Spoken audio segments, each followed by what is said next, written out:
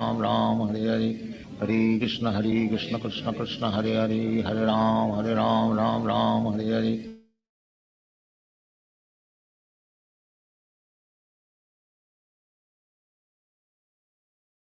Hare Krishna devotees, please accept my humble obeisances. All glories to Sri Prabhupada and Guru Maharaj. Radharani Mataji, when are you ready? You can start, Mataji. Okay, sure, Prabhuji. Thank you so much.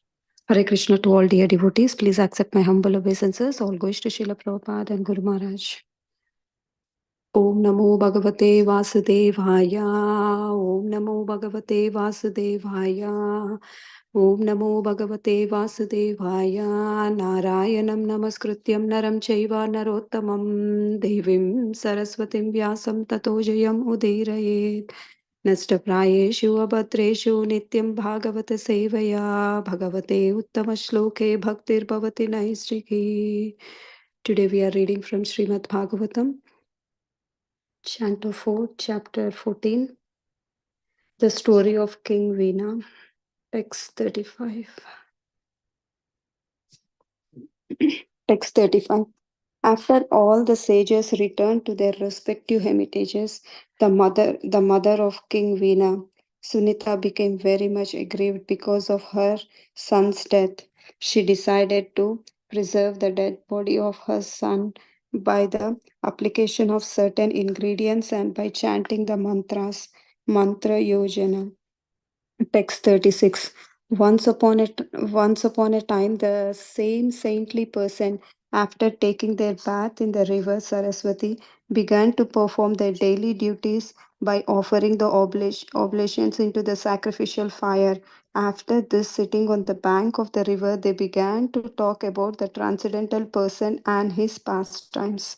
Text 37. In those days, there were various disturbances in the country that were creating a panic in the society. Therefore, all the sages began to talk amongst themselves. Since the king is dead and there is no protector in the world, misfortune may befall the people in general on account of rogues and thieves. Text 38. When the great sage were carrying on their discussion in this way, they saw a dust storm arising from all directions. This storm was caused by the running of thieves and rogues who were engaged in the plundering the citizens. Text 39 and 40th. Upon seeing the dust storm, the saintly person could understand that there was a great deal of irregularities due to the death of King Vena. Without government, the state was devoid of law and order, and consequently, there was a great uprising of murderers, thieves, and rogues who was plundering the riches of the people in general. Although the great sages could subdue the disturbance by their power, just as they could kill the king, they considered it improper on their part to do so. Thus, they did not attempt to stop the disturbance. Text 41. The great sage began to think that although a Brahmana is a peaceful and impartial because he is equal to everyone, it is still not his duty to neglect poor humans. By such neglect, a Brahmana's spiritual power diminishes. Just a water kept in a cracked pot leaks out. Text 42. The sages decided that the descendants of the family of the saintly King Anga should not be stopped for his family. The seaman was very powerful and the children were bound to become devotee of the Lord. Text 43.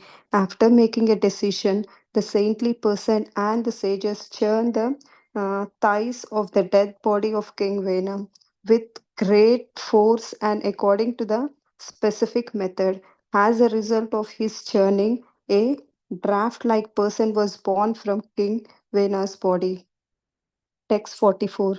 This person born from King Svena's thighs was named Bahuka, and his complexion was as black as a crow. All the limbs of his body were very short. His arms and legs were short, and his jaws were large. His nose was flat, his eyes were reddish, and his hair copper colored. Text 45. He was very submissive and meek, and immediately after his birth, he bowed down and inquired, Sirs, what shall I do? The great sages replied, Please sit down, Nishida. Thus, Nishada, the father of the Nishada's race, were born. Text 46. After his Nishada's birth, he immediately took charge of all the resultant actions of the king's Veena sinful activities. As such, this Nishada class are very always engaged in sinful activities like stealing, plundering, and hunting. Consequently, they are only allowed to live in the hills and the forest. Thus ends the Bhaktivedanta purport of 4th Canto, 14th chapter of Srimad Bhagavatam, entitled The Story of the King Venam. Thank you so much, Prabhuji. Hare Krishna. Yeah, thank you so much, Radharamati. Yeah, Krishna and True, when are you ready? You can start, Prabhuji. Yeah. Thank you, Sundarana Prabhu, for giving the opportunity. Thank you, Radharani Mataji, for reading today's Bhagavatam section versus translation. Start with prayers. Om Ajnanatimirandasya Jnananjana Salakaya Chakshurunmilitam Yena Tasmai Shri Gurave Namaha. Namo Vishnupadaya Krishna Preshtaya Bhutale Srimate Bhaktivedanta Swaminiti Namane. Namaste Saraswati Deve Gauravani Pracharine Nirvishesha Sunyavadi Pachatta Deshatarani. Jai Sri Krishna Chaitanya Prabhu Nityananda Shri Advaita Gadadara Shri Vasadi Gaura Bhaktarunda. Hare Krishna Krishna Krishna Hare Hare Hare Rama Rama Rama Hare Hare. So thank you all for joining. Today we are reading from Srimad Bhagavatam, Canto 4, Chapter 14, the story of King Vena, from slokas 35 to 46. So just to give a background, we are in the section of Dhruva Maharaja's dynasty. And in the last chapter, we heard Maitreya Muni narrating to Vidura the dynasty of Dhruva Maharaj, where his eldest son, whose name is Utkala, is a great devotee of the Supreme Lord from the birth itself, and he is not at all interested in any material opulences or activities. So because of that, Utkala's younger brother, Vachra, was made the emperor by the minister. And then we heard how the Vachra's dynasty continued. And in the dynasty, we heard that there is a great king called Anga. So, and we also heard how this great king Anga got a crooked son, Vena. And that made Vidura to be inquisitive and asked how come this great pious king Anga got the crooked son Vena. So then Maitreya Muni narrated the pastime and the story how this once upon a time King Anga, when he performed a sacrifice, and from the sacrificial he got the boiled milk rice, and though his wife is not eligible to get that boiled milk rice, but King Anga was very liberal, so he gave that to his wife Sunita, and due to that King Anga, Vena was born. And we heard the Sunita's family, the dynasty, she is the daughter of a death personification. So because of that association, this cruel son, King Vena, was born. Of course, seeing his son Vena's behavior, King Anga became very unhappy, and he took that as a positive sign, and then he left the kingdom and went to forest to practice seriously the spiritual path. And in this chapter, we heard so far the great sages, because King Anga left the kingdom and went to forest, the great sages, seeing that there is no king, because when there is no king or the government is very weak, then many people, they take advantage and they become thieves and rogues and plunder the people. So they appointed Venu as the king, even though many of them are opposed because Venu is very cruel. So, but the sages appointed him as the king. And then we heard how King Venu became more cruel because now he has a great power, and due to that he caused problem to the Brahmanas or all other citizens. And seeing that, sages went to King Venu to give a good advice. So they told many things like, a king is supposed to be pious, he should be protecting the citizens, he shouldn't be cause the people's progress of spiritual path. Instead, he should inspire everyone to follow the Varnashrama Dharma and slowly progress in the path of bhakti like that. But King Venu rejected, saying that not only rejected their advice, but he also insulted or offended them, saying that they should worship him because he is maintaining them, and as if he is the supreme person of Godhead. So this made the sages to be angry because he is offending the Supreme Lord. So they killed the King Venu with their spiritual power, with saying the mantras. So, and today we'll continue that session. So in text 35, we see that after the sages killed the King Venu, so they returned to their respective hermitages. And at that time, the mother of King Venu, Sunita, so she became very unhappy. Of course, it's very natural because losing a son is a great pain to the parents. So the mother became very unhappy, and she decided to preserve the dead body of her son. How did she preserve? By application of certain ingredients and chanting the mantras. So, like, our Vedic literature has great information. So here we see that, Mother Sunita, she's trained, she knows the art or the process, how to preserve the dead body. So using ingredients and mantras. So it's much more effective than the modern science, where we keep the dead body for a few days using the in the ice box or something like that. So, but here she preserved through the ingredients and chanting mantras. And then we see in the text 36, so the same saintly persons, once upon a time, after taking their bath in the river Saraswati, so they began to perform their daily duties, offering oblations into sacrificial fires, and then they began to talk about the transcendental person and his pastimes. And we hear that, the sages, after killing the King Venu, they did not took the throne. They did not took the ruling power because they are not much interested in politics or material activities. So they went back to their ashram and engaged in Krishna consciousness by discussing Krishna's pastimes.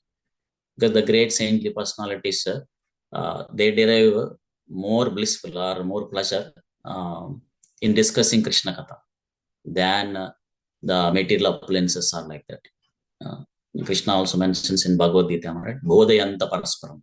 So discussing the pastimes of Supreme Lord, his devotees, they derive great pleasure and bliss. Tushyanticha, ramanticha, like that. So that's why we see in the life of all the great devotees, we see that, they are very much, they spend all their time in discussing Krishna Katha or listening Krishna Katha. So like that, because they derive great pleasure. The taste is there. Of course, as a sadhaka, even though we don't have, I'm talking to myself, don't have taste, but we continue this process, then slowly we'll also become purified and be able to taste that chanting of Hare Krishna mantra or listening Krishna Katha like that. But if we see the life activities of great personalities, the devotees, we see that, they spend all their time like that. So they don't feel bored to hear the same pastime of Krishna, or they don't feel satiated after listening many hours of Krishna Katha like that. So in the text 37, we see that, the sages saw that there were various disturbances in the country. and they were creating a panic in society. Therefore, all sages, they started talking among themselves. And because the king is dead, there is no protector. So misfortune may befall in the people, befall the people in general on account of rogues and thieves. So when there is no king or the government is very weak, so what happens? These rogues and thieves will be increased. So the same situation happened earlier also, like when King Anga was left to the forest. So the sages installed Vena as the king, because if there is no government, then the rogues and thieves will be increased. And they will plunder the general people's wealth, and also sometimes they will kill them also. Like that. So that's why now the same situation is happening, because the sages killed King Vena because he is cruel and not ruling properly.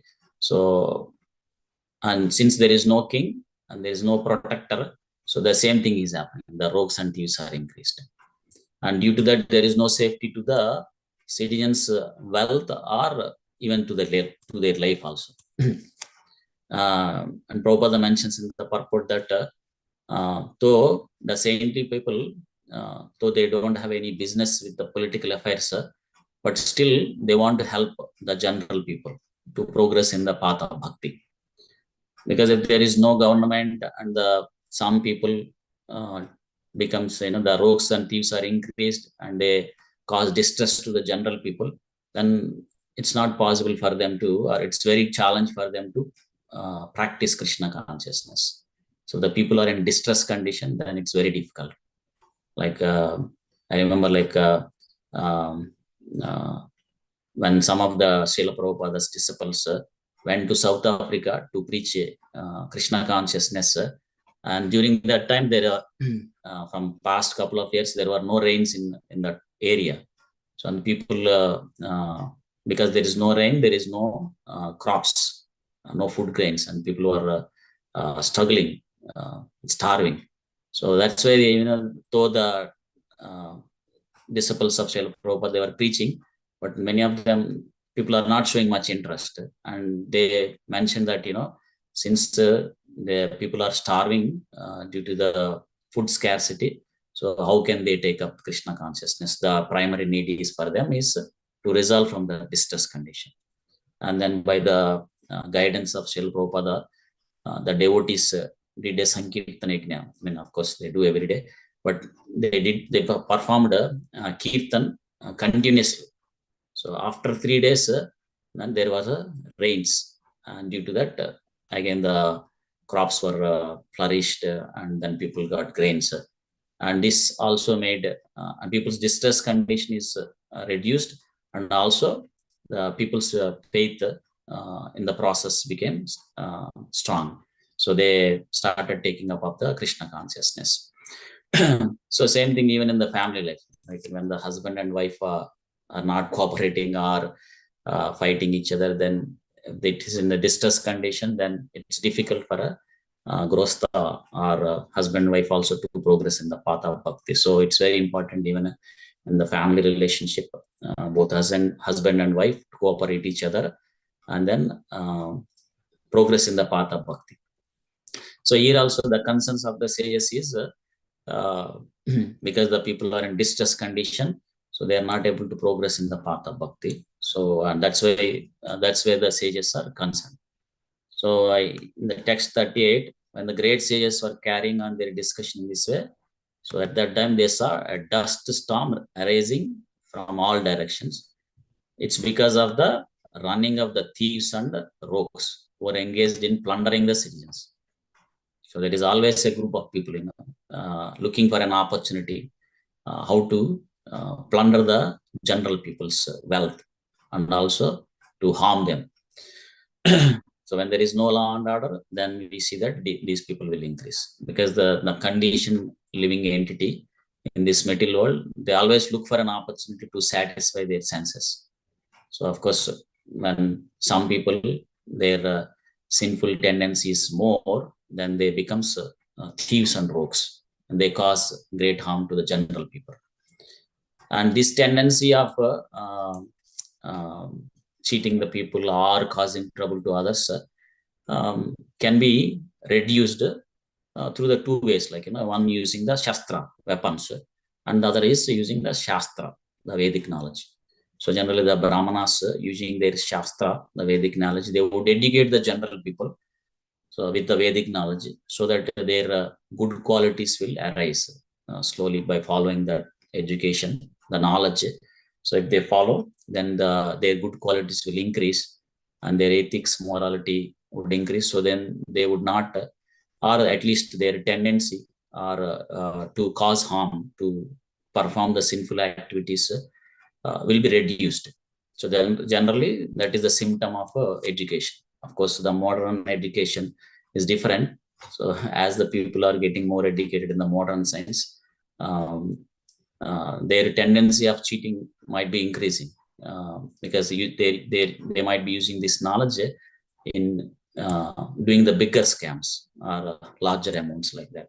But the Vedic knowledge, when one is progressed with the Vedic knowledge, that would help them or they would think twice before they make a sinful activity. So at least it will help them to reduce their tendency to cause harm to others. And Kshatriyas use their Shastra to control the general people. So and make sure that people are not committing any criminal activities like that. So similarly, at our individual level, so we can also use this Shastra, Vedic knowledge, and train our mind so not to drag into the sinful activities, because they will bring only the misfortune or cause trouble for us. So, and the other thing is the final law and order of every living entity is to follow the instructions of Krishna. And then Bhagavatam says that dharmam tu sakshat bhagavat pranitam, like the whatever Krishna's instruction, that is the final law and order.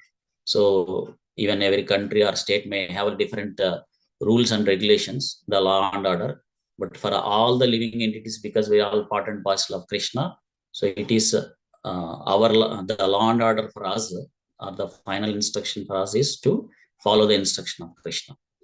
And Krishna's instruction in Bhagavad Gita is to surrender him. Sarva dharman parityaja mamekam charanam vraja. So, and of course, Krishna came himself as Chaitanya Mahaprabhu 500 years back, and he showed how to follow the instruction of Supreme Lord Krishna that was given in Bhagavad Gita in this Kali Yuga. So through the process of chanting Hare Krishna Mahamantra. Hare Krishna, Krishna Krishna, Hare Hare, Hare Rama, Rama Rama, Hare Hare. So if we can train our mind with this law and order, then we can be blissful and happy, and we can escape all the other miseries. So in the text 39 and 40, we see that, seeing the dust storm, and the saintly persons could understand that there were a great deal of irregularities due to the death of King Venu. And without government, what happened? The state was devoid of law and order. And due to that, these thieves and rogues increased. And they are plundering the riches of the people.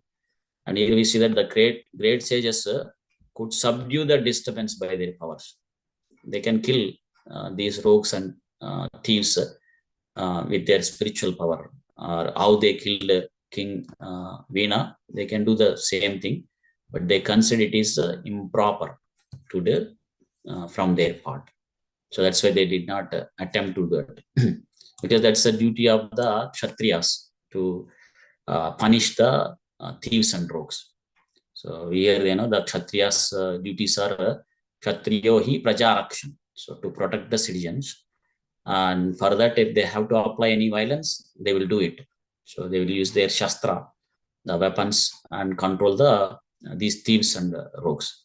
But not the Brahmanas' duties. The Brahmanas is Patan Patan Ejanayajan Dana Pratigraha, like reading the Vedic scriptures and giving this Vedic knowledge to others, perform the yajna, or inspire others to perform yajna, take donations and give that as a charity, like that.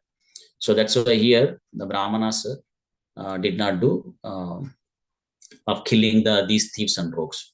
So though they might do once in a while when there is situation is very bad, but not in general.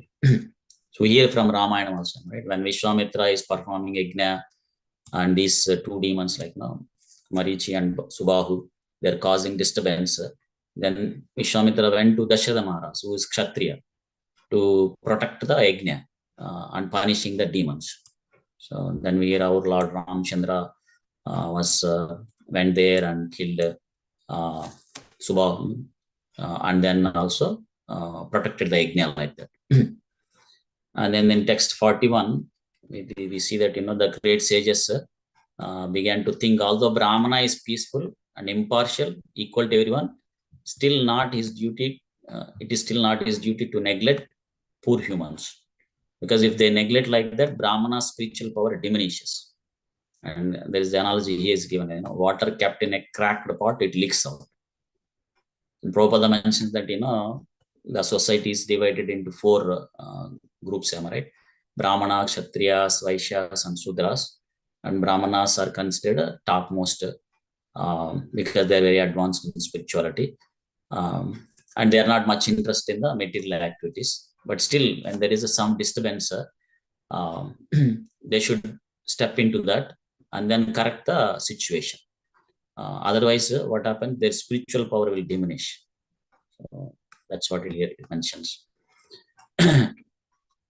And in the text 42, we see that the sages decide that the descendant of the family of the saintly King Anga should not be stopped.